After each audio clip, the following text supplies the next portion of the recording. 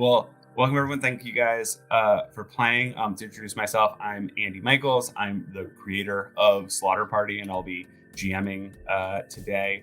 Just so that everyone is aware, normally at the outset of the game, there is some collective world building that happens together. First, you would build the slasher together, either rolling on the tables provided in the book or choosing from those tables or making stuff up on your own. We would also be setting the setting for the game, doing what the section of the book is setting the scene. So choosing where you are, why you can't just call for help, what the mystery is, and creating characters. Save time for this stream. We've done all of that ahead of time, and I will be teeing all that up shortly for you. But now let's meet our players and their characters. Hey everybody, my name is Sam Tung. My pronouns are he, him. And my character is the weird kid. It's a playbook that it says there's always one kid who just kind of creeps everyone out. Who invited you anyway? Her name is Molly Waldring. Her pronouns are she, her. She has mismatched clothes. Her starting gear, she has something weird in a jar, an insect with a few local plants and mushrooms, and a book about something weird, a history of the lake/town. Yeah, hey guys, Adam Royster. Pronouns also he, him. I am playing the jock, Chet Rockingham. Some people might call them a meathead. They're probably right, although Chet would probably disagree because he's like 90% sure there's some bone somewhere in the head as well. He rocks a jersey with sleeves cut off, and he is starting the game with a piece of sports equipment, specifically a football, because he's the starting cornerback for the Henderson High Hedgehogs. I would normally say like roar or hiss, like depending on the mascot, but no one knows what a hedgehog sound makes. Helmet, ready to, school you nerds and how to survive in a horror game. Okay. Yep. I'm Dave. He, him. My character is the Golden Child. His name's McGinnis Dane III, but he goes by Mac. He is not super athletic, but he's popular, and he likes to bring up. Well, actually, his starting gear is in fact his acceptance letter to Yale.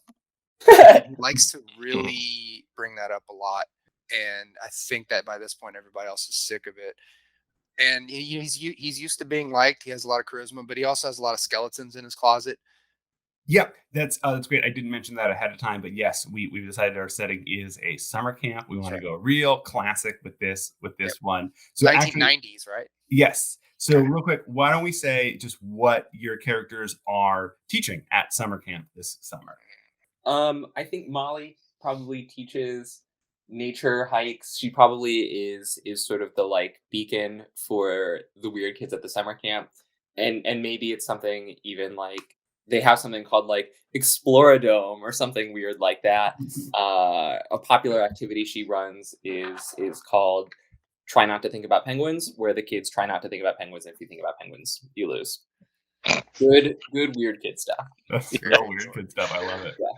So Chet normally, unsurprisingly, leads the intramural sports department, but he just found out that he has to fill in for Thaddeus Funglethorpe, who normally heads up the computer lab, because Thaddeus mistook Missy Thompson's retainer for his retainer, and she had mono. Now he has mono, so he's going to get the kids to play like Portland Freeway or whatever. Mac is teaching pathfinding, like trails, sailing, and sailing knots. Again, he likes to remind everyone that he's been going to doing treks and sailing in the south of France and in Italy since he was 10. Mm-hmm. Just so you guys know. Nice. So normally at this part of the game, we would do what's called an Act 1, which is sort of a scene setting character play. There would be no roles involved. We would play out a scene so that you guys could sort of get to know each other and get to know some of the NPCs you'll be interacting with, and then we would get to the first kill, where the slasher makes their first appearance, gets the first kill, then we're getting into the action.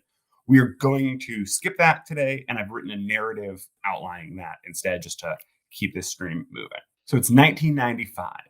Bill Clinton's president. Teenagers don't have cell phones yet, and Camp Orson is about to open for the summer. Counselors have been at the lakeside sleepaway camp nestled in the Poconos for a week now, cleaning out cobwebs, repainting bunks, and getting everything ready for the campers. With the kids arriving in the morning and a hard week of work behind them, tonight is the last chance for the counselors to cut loose before the real work begins. As the bonfire party gets into motion, everyone's having a great time. People are drinking and carrying on when Cowboy Pete, the head counselor, who nobody likes, decides it's time to tell a story. He asks the assembled counselors if they've ever heard the legend of Spiky Mike. Nah? Well, gather round, partners, or old Pete will tell you the tale. You see, at this very camp, not more than 10 years ago, there was a counselor named Mike, but everybody called him Spiky Mike. Spiky Mike thought himself a real badass. He had a mohawk and always wore a black hoodie covered in little spikes. He was also an asshole. He bullied everyone, campers and counselors alike. I should know. I was there, just a junior counselor back then. Well, one day the counselors decided they had enough of old Mike. Just before he got into the shower, they took the shower head off and filled it with Kool-Aid powder. When Mike turned on the shower, he'd get a little Kool-Aid bath, stain him red. Just a harmless prank. What they didn't know, though, was that Spiky Mike was deathly allergic to red dye number 5. And when he turned on the shower, that artificial red liquid hit his skin. It didn't dye it. It caused it to burn and bubble, horribly disfiguring him. He ran off into the woods. He came back later that night, though, wearing a mask he stole from the theater and armed with a chain covered in spikes. He got his bloody revenge. Killed every counselor that was involved in the prank. Eventually, the local sheriff showed up and put a bullet in Spiky Mike, ending his rampage. Within a few years, most everybody forgot about Mike, and Camp Orson went back to being a happy little sleepaway camp. And just then, as Cowboy Pete finishes his story and tips back his hat, out of the darkness, a chain wraps itself around Pete's throat. And when everyone looks up, at the end of that chain is Spiky Mike. With one yank, Mike slices Cowboy Pete's head clean off his body, spraying everyone around the campfire with blood. And this, my friends, is where our game begins. Okay, Yikes. I would like to run. Great. Yeah, I think I will be running as well. Yeah, I've got a great 40 time. I'm pretty sure I can get out Right. of. All right. Well, this is good. Right off the bat, we are entering a group check. Yes. When everyone does an action together, the person with the lowest score or in the worst narrative position is the only one who rolls. Because remember, you don't have to be faster than the slasher. You just have to be faster than the guy next to you. So who has the lowest fit score? Also Mine two. is -1. All right. Molly, I would like you to roll run. So you roll plus fit. Okay, so I'm gonna roll 2d6 and subtract 1. Yes. Sorry, fellas. Yeah. So 8 -1, 7. 7. Okay. On a 7 and 9, you slip, hesitate, or falter. The GM will offer you a hard choice. Everyone starts bolting out in different directions. You slip, and you can see that Spiky Mike is approaching you, and he is swinging his chain menacingly. You realize he's going to get you. However, you also see that Rainbow, the theater counselor, is next to you, and she is also slipping. And she got her foot caught in a log. She's about to pull it free. You could push her, and she will definitely be the victim. Or you can let her get her foot free and run, and you will be in Spiky Mike's path. I don't think Molly is. I don't think that would even occur to her to do that. It's so wicked. I will take the hit. All right. So Off to a rough start. it is off to a rough start. Mike's chain comes down. However, Rainbow grabs you and yanks you out of the way at the last possible minute. But The chain landed right next to your face. So Okay. you're going to mark a condition, and Okay. it Oh, I is see. terrified. Okay.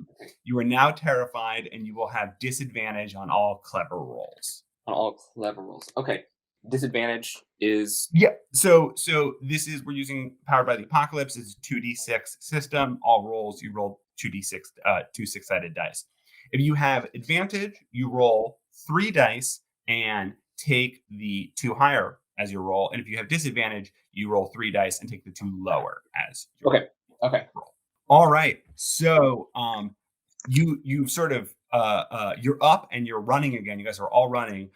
Mike is slowly menacing you. He's doing that sort of classic horror movie walk, coming at you slowly. He's sort of rattling his chains and swinging them. And yeah, what are you guys doing now? You've got some distance between you and Mike, but he, still has a line of sight on you. So how far are we from like the bunks and like admin Right. buildings, like cafeteria and all that? Yeah. So the closest building to you, this is you guys were having this bonfire near the lake. You could go one direction and go to the boathouse. It is the closest building by. Just also so you're aware, there's a dock with all the boats on it and everything. Or the other direction, there's sort of a big quad, like an open grass field.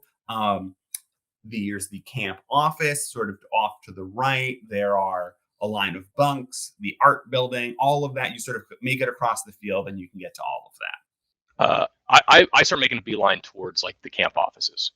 Are the rest of you going with him, or would you like to head in a different direction? Chet, where are you headed, man? Away, fastly, quickly. Well, I think I'm going to come with you. Yeah, come on. By the way, weird that Cowboy Pete, like, I thought he'd meet us in by a lasso for sure. I really wanted to tell him like that Kool-Aid, like allergies don't work like that, but I guess they do. Molly, are you coming with us? Yeah. Where's Rainbow right now? Rainbow is with you. She's okay. she's right. She's sort of, she yanked you up and she's right at your side. Yeah. I'm like, yeah, we have to get out of here. We have to get help. Okay. We need an adult. All right. You guys make it to the camp office. You bust in the door, and Nigel, the long-haired camp director, is sitting there, and he's like, "Oi, what's all this then?" I have a corgi named Nigel, by the way. Well, a nice homage. Man. Yeah. A nice homage, Andy. Yeah. All right, Nigel. Spikle Michael is back. Spiky Mike. Yeah, it's for real. Nigel. Spikle Michael. Yeah. No. His full name. Spiky Mike ain't back. Spiky Mike died not more than 10 years ago. The legends are true. It wasn't just a story from Cowboy Pete. No, well, I mean, Cowboy Pete's an asshole, but yeah, it's true. Cowboy Pete is dead. Yeah, he was an asshole. Cowboy Pete is dead? Oh my god. Did he lasso himself to death again? No, right? He was killed by Spikle Michael. Right. Listen. Why don't you take me out there? I'm sure that this is one of Cowboy Pete's elaborate pranks. He loves elaborate pranks. I don't think that's a good idea at all. Not a good Nigel. idea, Nige. No. Listen, I'm the camp director, and I know what's best. I'm an adult, I'm an authority figure, and I will tell you, there is no way that Spiky Mike is back from the dead. Absolutely none whatsoever. And he stands up, and he walks to the door, and at that moment, the chain wraps around his neck. And off comes Nigel's head, spraying you yet again with blood. What? Is there... Sorry, and what is the building that we're in? You're in the camp office. It is a small 2-room building. There is basically a little front desk, sort of like a built-in front desk with a just a little flap gate to walk through, and then there is Nigel's private office. That's like a 1-room behind it, but that's it. There's like a little reception desk, and then is there no back? Is there a back entrance or a back exit? There are windows, but there's only one front door to this room. I slam the window open and like shuffle everybody like, let's go. Oh, I'm gonna try to hide in the office. Molly, give me a hide check. So hide, you roll plus cool. Oh, hell yeah. That is a 12. So Nice. everyone runs back into Nigel's office. You hide under the desk, and Chet, you start to open the window to get out. What is Mac doing? Is Mac gonna hide, or is Mac gonna try to I head think out the I'm window? gonna sort of look for a weapon, like a fire axe or a stick or something, maybe even a flare gun or anything. We are going to roll. What's that? Yeah. So you have to roll plus clever. Okay. Clever's a +1. That's 9. 9. Okay. So you get to ask me a question from this list. And the list of Okay. questions Gotcha. are Yep. what here is useful to me, what just happened, what is being hidden from me. Yeah. What here is useful to me? You see a large letter opener. It looks big and sharp, and it's right on Nigel's desk. It's obviously the closest weapony looking thing that you can find. However, on a 7 to 9, I will also point out something dangerous that you overlooked. You find the letter opener. However, the window that Chet has opened and is pulling himself out actually the ground sort of drops off behind behind the building, so it's a much higher drop than you guys would have thought coming in the front steps. I do plyometrics, so that's fine. Yeah. Is Mac trying to fight the slasher with this knife? Or, yeah, I take a look at out the window and I'm like, man, that's too steep. That's too steep, Chet. I got this letter opener. I think I can get a stab on this guy's neck. No. Oh, Mac.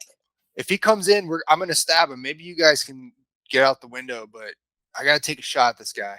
Yeah, okay, good luck. And I sprint away. Okay. All right. Yeah. And I'm like, good luck, and close the doors on like the filing cabinet or something. Yeah. Chet, we're gonna roll fight. Now for the players at home, when you try to fight for your life against the slasher, you roll without a bonus because fighting the slasher is never advised, especially early in the game, but it is fun. So roll 2d6 without a bonus, Dave. Okay. 9.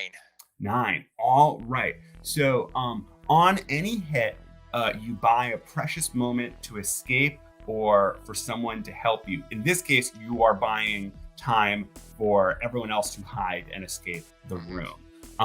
So on a 7 to 9, you choose 1. You aren't injured, you don't leave anything important behind, and the slasher isn't still on your trail.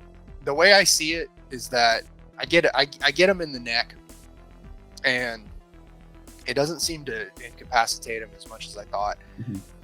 In my jacket, my acceptance letter to Yale falls out, and it's really important that I don't lose that. The original. I mean, I made a photocopy of it already, but I would choose that I don't leave anything important behind, and that is that letter. I have to pick it up and make sure I stuck on my letter. You grab your letter and you dive out the window after Chet. Sorry. Chet and Mac are really hard for me to keep straight in my head. Really hard. So what happens is though, the Spiky Mike has this thing in his neck. He just sort of yanks it right out, and he whips his chain at you.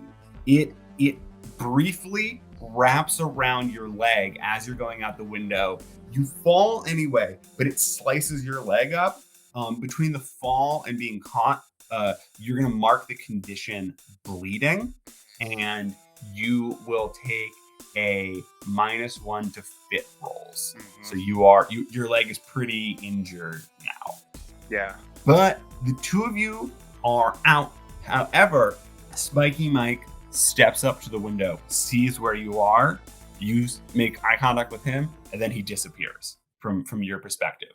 We're going to cut back to Molly. who is still in the office. Molly, you were with Rainbow, the theater counselor. Oh, She okay. also hid under the desk with you. After a few moments, you realize he's not here anymore. Yeah.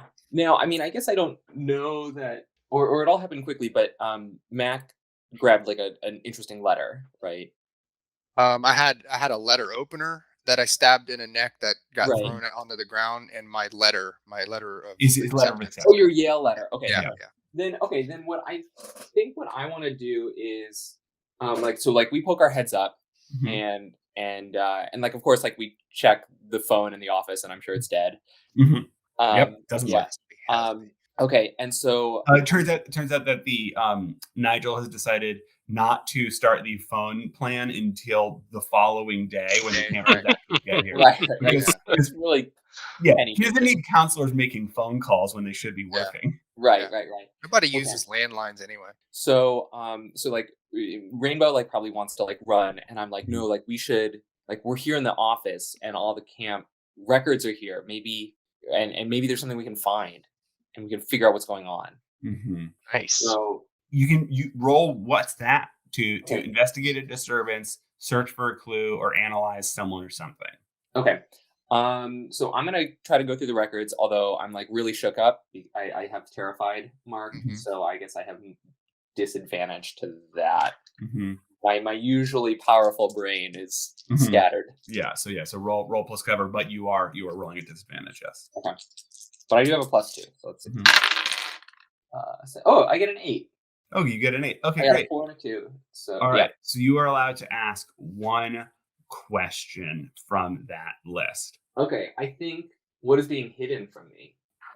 You are looking through the records, the old camper files, the old counselor, employment records, and you find some information on that you find Mike's old employment records, and you find that in addition to all the bloodshed and mayhem or whatever, there's an interesting note about the mask that he stole from the theater department, and that this mask was actually apparently a rare, valuable antique that the theater department owned. It was not just sort of a generic prop mask that they bought from Party City, and that they had filed an insurance claim because of the value of the mask that was stolen, Whoa. which Okay. they never recovered. I guess I'll like just file that away.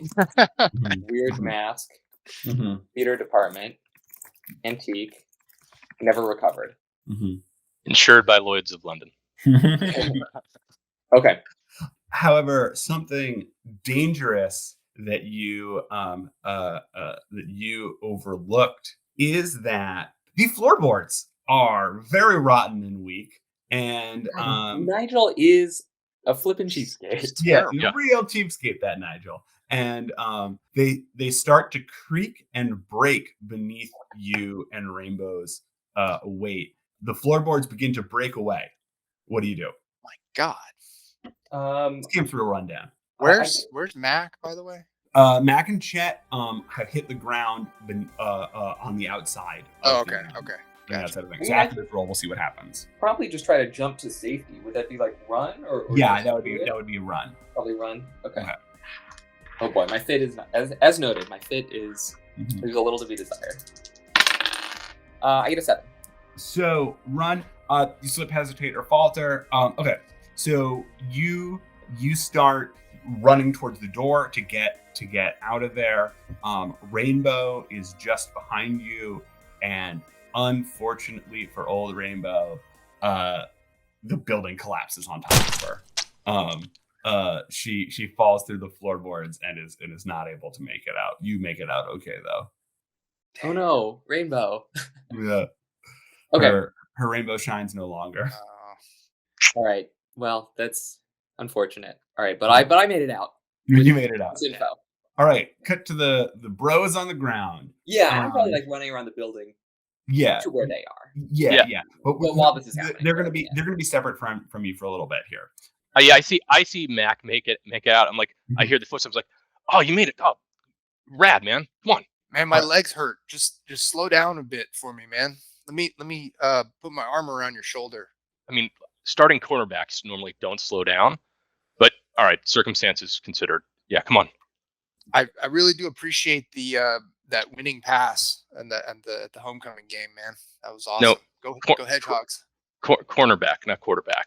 Oh, Mac. I mean, well, the quarterback did good, so I appreciate the team as a whole. And Yeah, Toby. Yeah, yeah, he's an all right dude. But man, I hope we get it out of here so you can make freshman year at Dartmouth. I'm at Yale, man. Are they still accredited? I'm not really into football at all, man. I don't really know the rules. All right, you guys are limping your way away from the office, and you hear the rattling of chains, the ominous rattling of chains, along with the distinctive high-pitched laugh, sort of that I didn't mention before, but is Spiky Mike's signature. What's around us? All right, so basically, you're now sort of the main part of camp. There is sort of a asphalt path right ahead of you, and there's a line of bunks to your right, and then in front of you is the art building, and then to the left of that is the theater. Behind the bunks, there's a path that leads to some of the where some of the like the counselor cabins, where like the head counselor has his own cabin, the bus driver, it's where the nurses station is. Okay. And where so Wayne is in the bus? Where Wayne in the bus. The bus is probably down in the parking lot the other direction, but we'd have to like go towards Spiky Mike to get to get to the we bus. have to go back past where the office was Okay. in order to get the parking lot. As I'm like, carrying Mac along with me, I say, I think Wayne's bunk's up here, and he probably has the keys to the bus. Maybe we can get out of here. Oh, that's cool, man. Question for you, Andy. What did that mask look like again? We did not describe the mask. So the mask is it's an old carved wooden mask. It's a carved in lacquer, and it looks like a beautiful woman's face, but then it weirdly has like an apple in the mouth. Wow, that is Ooh. very distinct. Yeah, it's a very distinctive mask. So would Mac have remembered this mask from the theater at previous summer camps here? Has he ever seen it before? Probably Mac, I don't think would have necessarily seen it. However, you could roll what's that to see if maybe you recognize it if you've seen it I'd somewhere. like to roll. I'd like Okay. to roll. That would determine whether or not I would be going to want to go to the theater here Mhm. in this moment. Okay, so it's clever, right? Plus Mhm. clever. Yeah. So Clever, 9. 9. All right. A lot of mixed successes today. Yeah. So you can answer. I'm sorry. You can ask Oh, right. one question here. Oh yeah. So what is being hidden from me? You know that this mask. You look at it, and there is something you haven't seen the mask here at camp before, because all that happened well before you ever came to this camp. That's right. That's right. But you recognize it somewhere, and you realize you think you saw it at one of your family vacations to Europe. You've seen this mask depicted in museums before. Definitely when you were on a trip to Scandinavia somewhere, you remember seeing it in you believe a Scandinavian folklore museum. Yeah, it's definitely something to do with Scandinavian folklore. You're pretty sure. You don't normally pay attention on those trips. Museums are really just a thing you do between skiing. Yeah, Alps definitely. Okay, so I don't know much more than that. I don't think I can connect it to the theater here at the camp. So I'll just be like, Chet, do you think we can make it to the nurse's office so I can patch up this leg? Oh, damn. You're bleeding all over the place. Yeah, I mean, some of it's not my blood, but yeah. Gross. Yeah, I mean, I know how to tape like an ankle. Well, I mean, I'll tape it myself, I guess. Okay, good, because I also don't like blood. All right, man. All right, come on. You guys start making your way up towards the nurse's station. Spiky Mike is now on your trail. You're moving slow, you're bleeding, and he is definitely approaching you. You can see him. He's closing the distance. He's moving faster than you are, and he is swinging his chain and getting it ready. I kind of give Chet a push and say, tape it up. I'll see you in the second half. Mm-hmm. And I'd like to use my special move, yeah, bro, to essentially like try to shoulder and tackle and like plow through and distract and like run the opposite way. Essentially like shoulder Spiky Mike and run the opposite way. Okay. So for those playing at home who aren't familiar with this is every playbook has a special move. The Jocks is yeah, bro. When you rely on sheer physicality to power through an obstacle or challenge, roll plus fit. So I get down in a 3-point stance. I'm like, red 98, and I like narrow my eyes. Oh, I'm carrying my helmet, so I put that on. Okay. And then I like Oh my whisper. God. I whisper, go hedgehogs, and lower my shoulder. I rolled a 6. A 6. Our first failure of the night. You run directly into Spiky Mike. You just plow into him, and he's not knocked backwards. Yeah. This guy should be playing football, man. You've never seen this before. I definitely chalk it up like, oh, it's the turf. I'm used to like better grabs. I don't have my cleats on. Yeah, that has to be it. Yep. Because Chet's varsity material. Yeah. This is weird. What happened? So you slam into him, and he just immediately grabs you by the throat and sort of lifts you off your feet with supernatural strength. Mark the condition terrified. I'm like, time out. Yeah. You've never seen this before.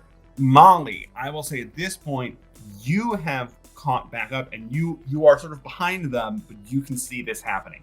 You see Spiky Mike holding Chet off the ground by his throat, getting ready with his chain. What do you do? I am going to try my special move. Also, because I succeeded on finding the information about the mask while by myself, do I get to mark a split up advantage? Yes. I realize the way the rules are currently written is if you succeed on a roll while you're split up from the rest of the group, you get to circle one icon on your split up counter, which is a spendable currency that you can use to spend give yourself advantage on a roll later. I did not specify that it needed to be a 10 plus. I just needed to specify that it needed to be a success. So yes, that's correct. Actually, then Sam, you have an advantage token you can spend. Okay. Well, I think I'm gonna use it. So my total weirdo move: when you or the others need something, you have a bizarre solution that makes everyone uncomfortable. Describe it and roll. That's clever. So while Spiky Mike has Chet by the throat, I'm going to unscrew the jar of my terrarium and release the carnivorous caterpillar into down the shirt or down the jacket of Spiky Mike. I didn't know that thing was carnivorous. Yeah. You put a caterpillar. Yeah, it's a rare carnivorous cat. Most caterpillars, right, eat leaves. Okay, and right. All right. Despite being a seemingly unstoppable back from the dead slasher killer, no one likes having bugs down their shirt. I was gonna say, like, nobody likes that. Yeah. All right.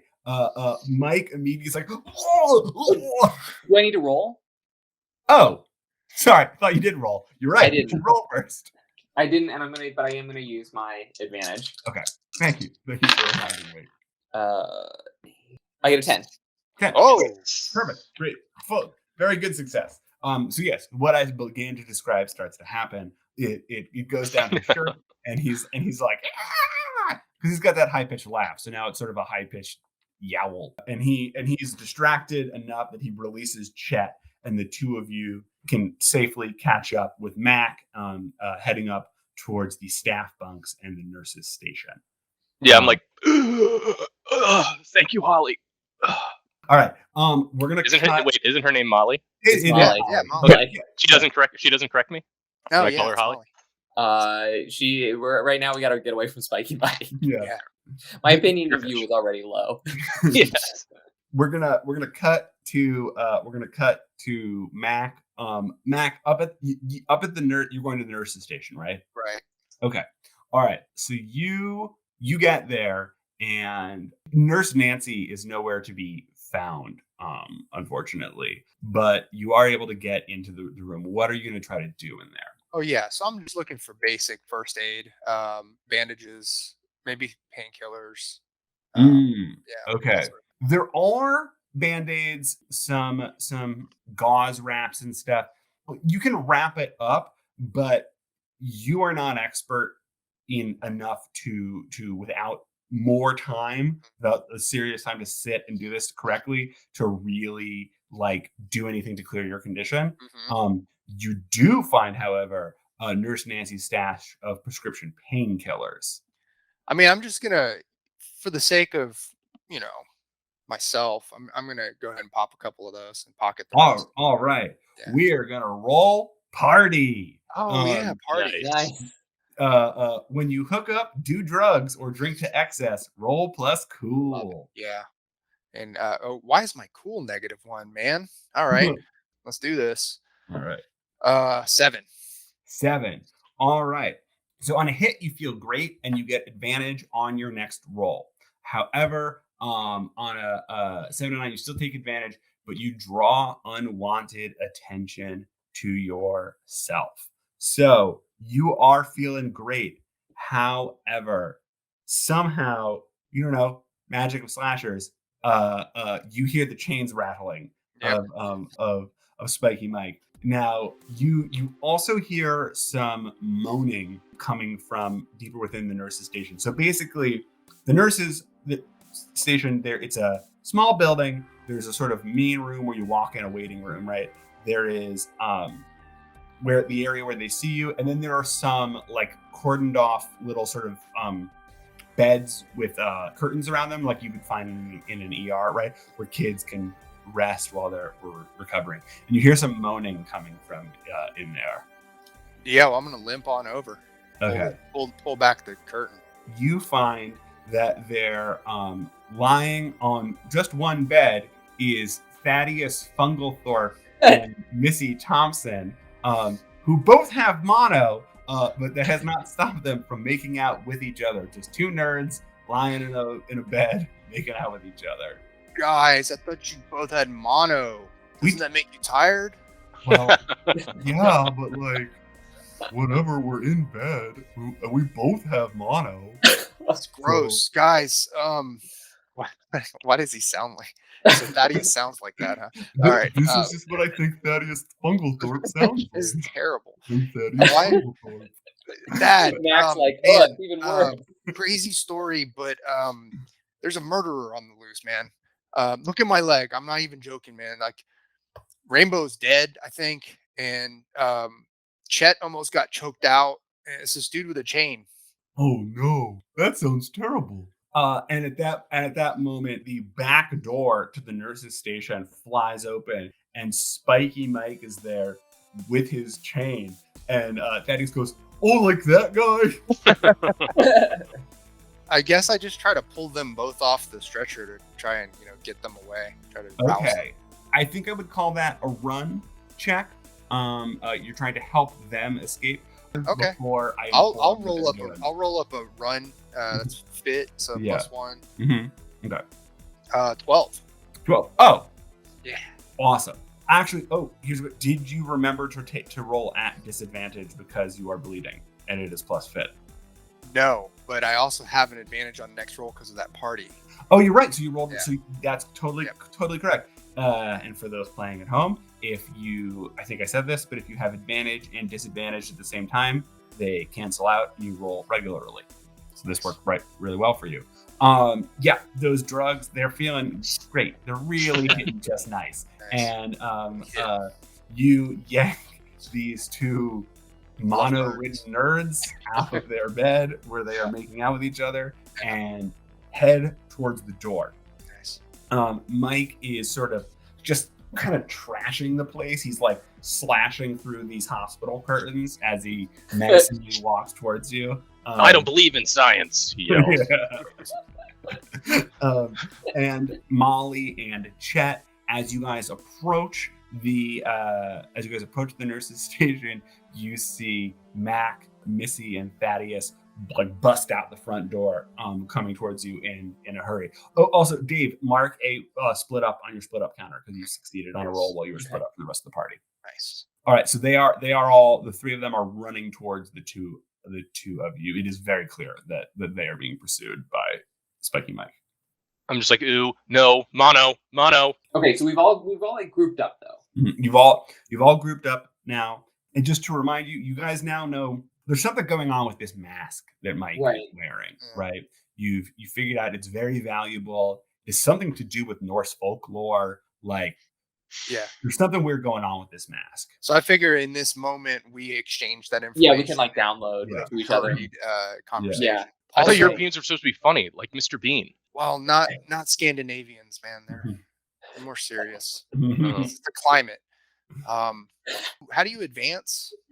So you need to sort of figure out so I guess we didn't make this explicitly clear, but the mystery you're trying to figure out is why is this killer seemingly immortal and unkillable, right? And is that something that is that mystery the same like in every Slaughter Party game, or is it something that we would? The mystery will be different in every Slaughter Party game. There's a table you can roll from. You establish it during the setup. I didn't specifically call it out, but that was why this guy that died back in the 80s is back here alive. You are working on figuring out that mystery, and once you figure out what that mystery is, that's going to allow you to trigger the twist, which will give us a little downtime. Okay. The mask is giving him powers, but not like hilarious Jim Carrey the mask powers. Right. Okay. So I want to use my special move, Inspire. Mm-hmm. You're a leader of men, well, of high school students. When you give an inspirational or motivational speech, roll cool. On a hit, another player takes +1 forward, etc. My speech is that I think that I'm going to be like, guys, this mask, it's got to be the source of his powers. I mean, I stabbed him in the neck and nothing happened. And I put a caterpillar down his shirt and nothing happened. And I'm sorry about that caterpillar. I know it was probably very special to you, but that warms my heart because I didn't think that Mac even knew or cared about. I noticed. I mean, I cared. I mean, I noticed you, Molly. You have a caterpillar? So I'm just gonna be like, we got to gang up on this guy and rip his mask off. That's the only thing we can do. Or have you seen Goonies? Yes. Okay, good. I haven't, but I hear there's a lot of like booby traps and stuff. All right, Dave, I want you to oh my god. So that's you're triggering your Inspire move. So roll plus cool. Okay, -1. 3. 3. Oh boy. It's the drugs. Don't do drugs. Yeah. He says that, but what it sounds like that was. Right. The speech was mumbled. Yeah. We're all leaning in, like looking at each other. What? So you're like, okay, I think he's saying we should get the mask off, which is good, but like, ugh. He got accepted early admission. At that moment, the chain comes out and sort of wraps around your like chest, like hugging you close. He's not immediately like ripping into you or whatever, but like you're definitely caught. Yeah. Mark hopeless. The condition Nice. hopeless. Nice. Which will give you a disadvantage to cool rolls in the future. So yeah, everyone else, you see, he is Mac has just outlined your next steps here, but then he got caught in the chain. What are you doing? I get angry because like you're not supposed to harsh dudes mellow. That's what I've learned from watching Dazed and Confused. So I get upset and I take my helmet off because I've still been wearing it this entire time, and I say, "Leave the Yale kid alone!" And I swing my helmet at Spike O'Michael. Okay. I'm rolling fight. Rolling fight. Okay. No bonuses, right? No straight bonus. roll. Straight roll. 11. 11. Yes. Awesome. Yeah. All right. You just swing this helmet hard into Spiky Mike's face, and it sends the mask flying off of his face. And it clatters to the ground, and Mike is like, no, my face, ah! And he runs off into the woods. He sort of like releases the chain, and he just runs off, leaving the mask behind. Nice work. Yeah, I- yeah. Thanks, Chet. You got it, So- bro.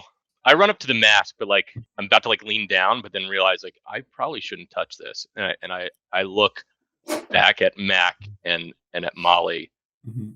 and I'm like, should we get like gloves from the nurse's station or like a plastic bag like it's dog doo doo? And Thaddeus Funglethorpe oh yeah, steps forward. He's like, "Oh, I recognize this mask. As the director of the computer lab, I do a lot of internet research, and this is the mask of the goddess Iduna, the Norse goddess of immortality. Many people don't know, but Norse Vikings were actually the original settlers of this area." oh god, Thaddeus, what should we do? Well, under no circumstances should we put the mask on ourselves. Because if we were to do that, you see, what would happen is we may then be inhabited by the spirits of Spike. And then he puts the mask on his own face. Oh no, And, mono mask. and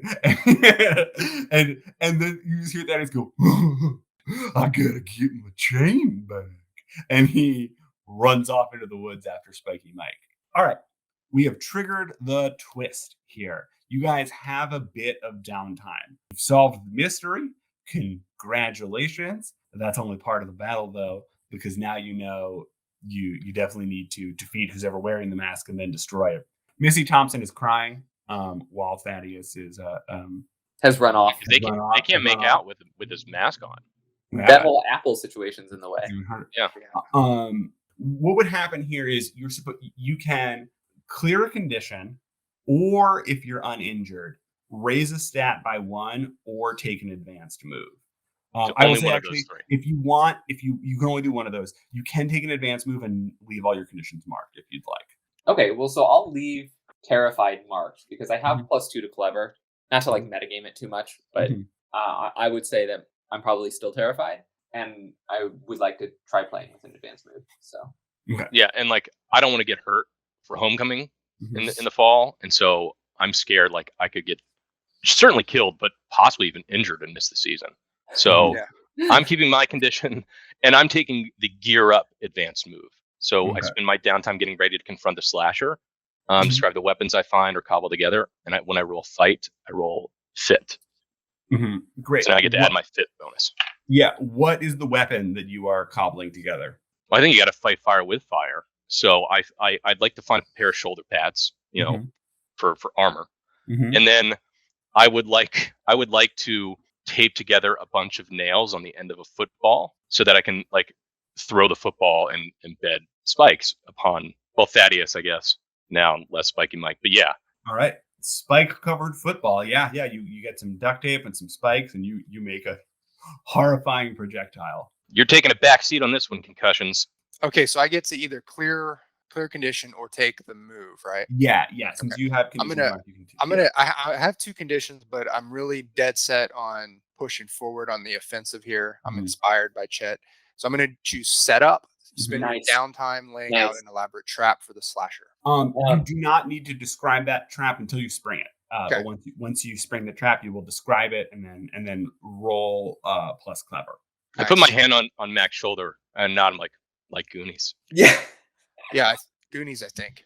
No, I have to assume. I don't know.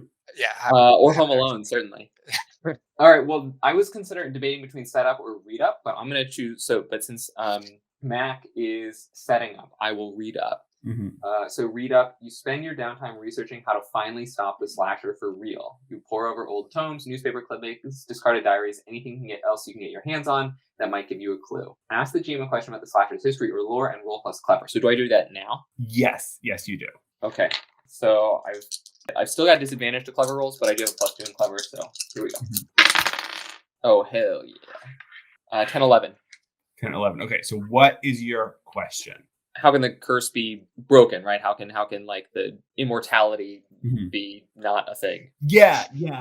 So you now that you know what you're working with, right? You Right, there's actually a mask. It's a yeah, goddess. It's possessing. you Yeah, have a book on the history of the local area, and you're like, oh yeah, I know that this area, as Thaddeus noted, was originally settled by Viking explorers. right. And you flip to the history of Lake Orson and the surrounding areas, and find information on their old beliefs and things. And you knew that they believed that anyone who wore a mask for a while, that their spirit would inhabit the mask, and that the only way to put their spirit to rest was to destroy the mask, either to smash it to bits or to burn it. So you need to get the mask off a person and then destroy it. All right. Well, we've gotten the mask off him before, so this is doable.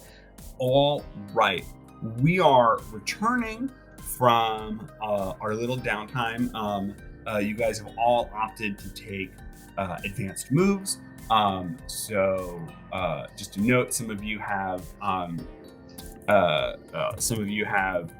at least one condition marked. Dave's character has 2 conditions marked for those keeping score at home. And you've done some research. You know how to finally stop the killer for real this time. And you have a special weapon and you have a trap laid out. So that being said, when we get back into the action of things, where are you guys? What is your plan? How are you trying to draw the killer out or the slasher out? Are you trying to chase him down? What would you like to do? Maybe. I was gonna say I'll defer to Max since he kind of set up some traps. Yeah. And Yeah. got us as to where they were set up. Yeah, right. We should probably try to draw him into the trap that Mac has. Yeah. So I'm thinking cinematically, a grand finale scene would take place in maybe like a large area. Let's say indoors. Like the dining hall or Yeah, like that. Yeah, the dining hall's perfect. Biggest. Right. It's the biggest building at camp, right? Yeah, and there's sort of a dynamic furniture situation going on there. So yeah, we're set up there waiting for Thaddeus to show up. Also, where's Nigel? He's dead, right? Nigel died a while ago. Yeah, Nigel. Yeah, he got the You tap. have Missy Thompson is the NPC with you now. Missy Thompson, the camp librarian, who has motto and gave it to Thaddeus. Right. Maybe it'll slow Thaddeus down. Yeah. Yeah. So you guys and Missy are all huddled together at the at the dining hall. Missy is a little inconsolable, right? I mean, she's begging you guys not to hurt Thaddeus. She sees the spike-covered football and she's pretty worried. You were there when suddenly the doors to the dining hall fly open, and you see standing there, looking skinnier than previous because he's now inhabiting the body of Thaddeus Fungalthorpe. But Thaddeus has the mask on, has Spiky Mike's black hoodie with the spikes around the edge and on the shoulders covered, the chain in his right hand, and his left hand he's holding the head of Spiky Mike, face covered in red blisters and boils, and you hear, "Oh, Spiky Mike, man." Okay, we toss fellas, we gotta get that mask. I was gonna propose that maybe Missy, you talk to him. I'm rethinking that now. Right. He starts walking into the room, sort of like rattling his chain and whipping it against the ground. So how does Max? So how does your trap? What's the trap situation? Okay, these are all wood floors, like in the office. So what I've done was I've rigged a pit by weakening some of the floors in the center of the dining hall. And if the pit is filled with a flammable, kerosene, and the trick would be to lure him into the middle of the room, fall through the thing, throw a match, incinerate him, but also the mask. Okay, so we're probably not going to save Thaddeus. Oh, I guess I hadn't really thought about saving Thaddeus. Yeah. This is a real say I play a die. Situation. Yeah. I mean, my condition of hopeless kind of makes me more morbid.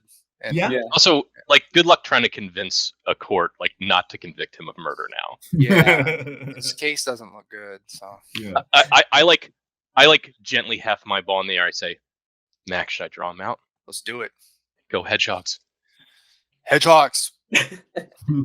All right. So, is Chet going to make an attack first to try to Yeah, go in the right direction? I'm essentially gonna run out from behind where we're hiding, but Mhm. also in between Thaddeus, the pit. I'm Mhm. the opposite end of the pit, and I say, "Hey, Fungalthorpe, Missy said you're a terrible kisser," and I throw the football. All right. Roll plus fight. Nice. So 10 plus 2, 12. 12. You can choose 2 from the list. I kind of want the slasher to be on my tail, so I'll take the other Yeah. 2. I'm not injured, and I don't leave anything important behind. I'm assuming spike football doesn't boomerang back to me, but yeah. No, but it's also not embedded in him. It you throw it, hits him right in the chest, and it's brutal, right? It's and you hear the squick, and he sort of pulls it out and tosses it aside. It's kind of back in your general direction. It's not in your hands, but it's gettable again. And he immediately starts stomping towards you. Now we're gonna have Dave roll his setup because this worked brilliantly, and he is stepping onto the weakened spot in the boards. Dave, so that is a roll plus clever to trigger your trap. 11. Fantastic. On a hit, the slasher is seriously injured or immobilized. He steps on the boards and just breaks right through and falls into this pit. It was just a pit. It's not like a spike trap, right? Yeah. It's just Okay. a pit with some kerosene sprinkled down there. Okay. So yes, so he falls and there's a splash, and he is stuck in this pit. Yeah. So the next step to triggering this trap is you need to light a match and throw it in there. We haven't used this move yet. This is a move called Just Do It. When you do something that would usually be easy, such as striking a match and throwing it, but you are under pressure, say what will happen if you mess up, and then roll plus whichever makes sense. So it's I'm gonna roll with my cool, which is -1. If it strikes true, then he's immolated. If it strikes false, then I fumble the whole thing. It's our only book of matches. It falls into the kerosene. Oh, there you go. Nice. That's great. That's Okay, great. So All right. I'm on a -1 here. 4. Oh. You hate to see it, folks. You hate to see it. Oh, As the you hate to GM, I see it. kind of love to see it though. Yeah, I'm just like, ugh. Yeah. You're like, come on, this is it. This is what Yale is preparing you for. Yeah, exactly. I did say something about Yale. That's exactly right. Mhm. And then I dropped the whole. You light the matches, or you light the match, but the whole matchbook flies out of your hand. That's exactly right. Just and it falls into the pit. It falls into the pit. That's those were absolutely your only matches. Spiky Mike is now you see the chain whips up out of the pit, catches into the floorboards, and he starts to pull himself up out of the pit. Molly, what are you doing? You haven't done anything yet. As he climbs, Mhm. as soon as his face. Excellent work. Excellent camera work. Yeah. Yeah. Story warning 101. You got it. Entering and exiting frame Yeah. is funny. Yeah. So as soon as that As you face just pops- proved. as soon as that face pops up, I'm gonna try to grab that mask. Oh yeah. Nice. Oh, okay, great. Ooh, what roll is that? That could be a just do it, or it could be a fight roll. I will say I will allow you to do a just do it. He's kind of you're trying to grab something. He's kind of distracted. He's using both his hands to pull himself up. I'll allow you to just do it. What happens if you screw up? If I screw up, I would imagine that it's because I'm trying to reach in close to him. He could probably grab my wrist and get hold of me. Okay. I sort of I feel like it would be cool to I'll sort of agree that dexterously- because you're trying to it's a pressure clutch situation. Yeah. Okay. Here we go. I get a 7. You pull it off, but you slipped, hesitated, or cut corners. The GM will offer you a hard choice. I am going to say you can get his mask off of him, but you will fall with him back into the pit full of kerosene. Okay, I'm gonna go for it. I will take that bargain. Okay. You yoink the mask off. It is in your hands. Mike grabs you. Well, I guess Fatty Mike and his Spiky Thaddeus grabs you. It's not as cool as Spiky Mike. Spiky Thaddeus grabs Mad you. Thad. Mad Thad. Oh, Mad Thad, the sequel to Spiky Mike, grabs you and pulls you back into the kerosene-filled pit. You have the mask in your hand. You are both in the pit. What do you do? Or someone else can jump in too. But I want to try to. I run to the edge and like offer my hand. Like, come on, take my hand. Can I climb up using his hand, or is it too deep? I will say that he can grab your hand and pull and try to pull you out. He can do that. Okay. Do I need to roll like a? That's gonna be a just do it fit roll. I think for you to roll. That makes sense. 9. This is our cinematic moment here, right? Chet reaches down, grabs Molly's hand, starts yanking Molly back up. Molly's got the mask in her left hand. She's holding Chet's arm with her right hand, right? And then as she's halfway out, you see that Mad Thad grabs Molly's left wrist with the hand with the mask in it. And there's now a tug of war going on here. Mac, help! Help! Yeah. Come on, it's sort of a stalemate. But you guys can someone make a decision if someone wants to self-sacrifice, let themselves go, or let's let Matt get involved here, see what happens. Yeah, I'm trying to see if there's a move that would just be, but no, I'm just tell me what you want to do, and we'll find the move later. Well, I guess I'm just gonna. We don't have matches, so I mean, tackling him into the pit again would be great. I guess I'll just try to kick. There are still matches. They're just in the pit and covered in kerosene. Yeah. Wow. I'm not that self-sacrificial. I think I'm just gonna try and kick Mad Thad in the face, just like Spartan. This is Sparta type of kick in the face. Nice. Yeah. All right, roll fight. That's definitely a fight. Okay. That's fight. Disadvantage. Mm-hmm. So 5, 6. Okay. So that's a failure. Yeah. So you run and you go to "This is Sparta" him right in the face. And what happens? And it's not Sparta. No. It's not Sparta. Nope. He Poconos. whips his chain out at you. You didn't see it coming. It was in his other hand. You didn't see it. And he whips it right at you. Right. You're going to mark your third condition, terrified. Mm-hmm. This, folks, is when we get to roll the last gasp. You have marked 3 conditions now. We're going to see how this plays out. So, when you mark your third condition, you roll without a bonus. And this will determine whether you survive or not. It's just straight up a roll for survival or not. It's just straight up a roll for survival. If you have advantage, from a split up counter save, you can use that now. If not, just roll. No, I don't have. Okay, I'm just gonna roll. I know. 9. 9. That's pretty good. On 9, you're only mostly dead. Yeah. Your character is out of commission, but you can come back at a time of your choosing to dramatically save the day. Okay. So what happens here is you get whipped basically like in the face with the chain, and it's like, and you mark that third condition, and for all intents and purposes, from what everyone can see, you are dead on the floor. You appear dead. But it's a horror movie, so you could jump back and save the day at the last second. Full narrative control when you do that. You get basically one action that you totally narratively control. A real Deus Ex Machina, if you will. Damn. Adam, you're fired. That's nice. Surprised it took this long.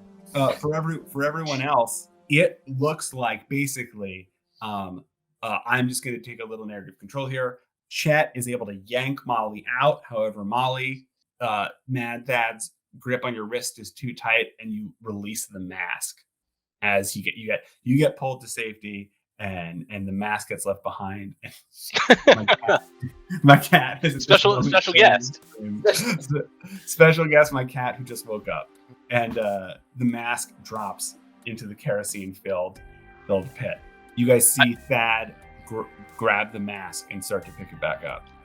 I look at Molly and I say, "The kitchens.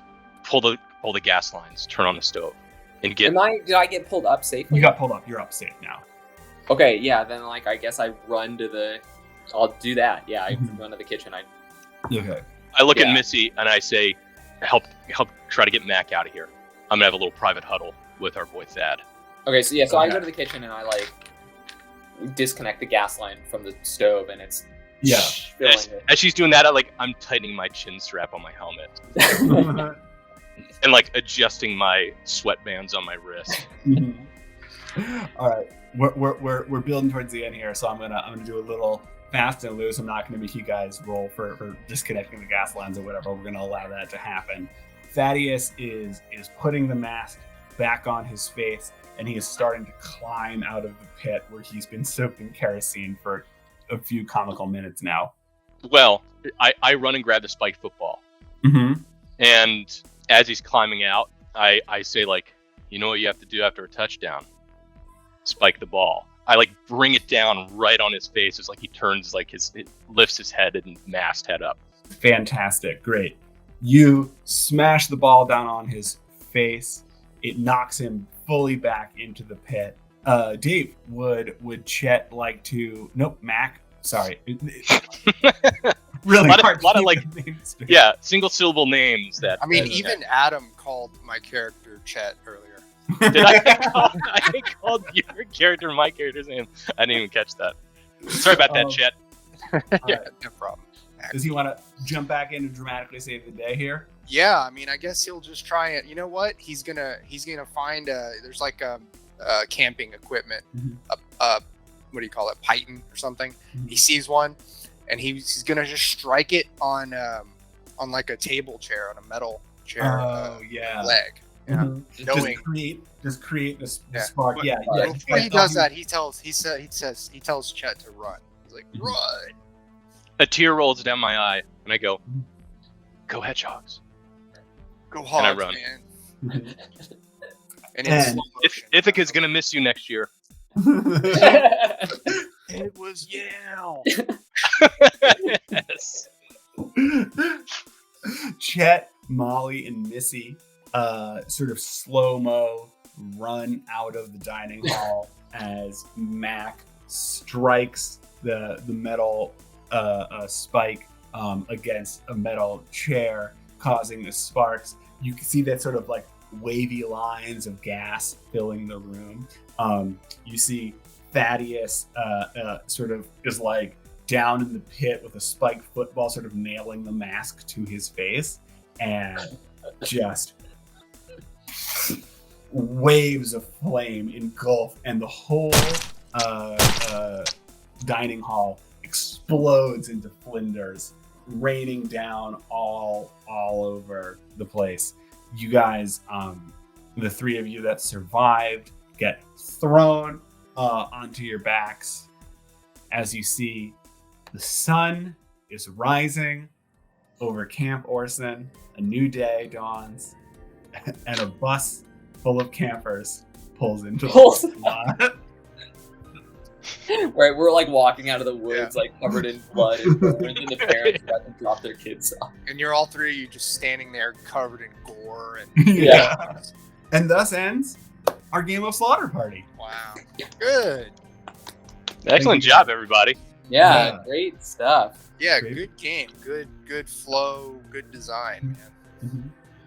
Thank you guys all for playing. This was really fun, especially fun to do in the middle of a work day. I was gonna say, great way to kick off Friday. Yeah. Right. Yeah. Thanks for running, Andy, and Dave. Thanks for hosting. Yeah. Yeah.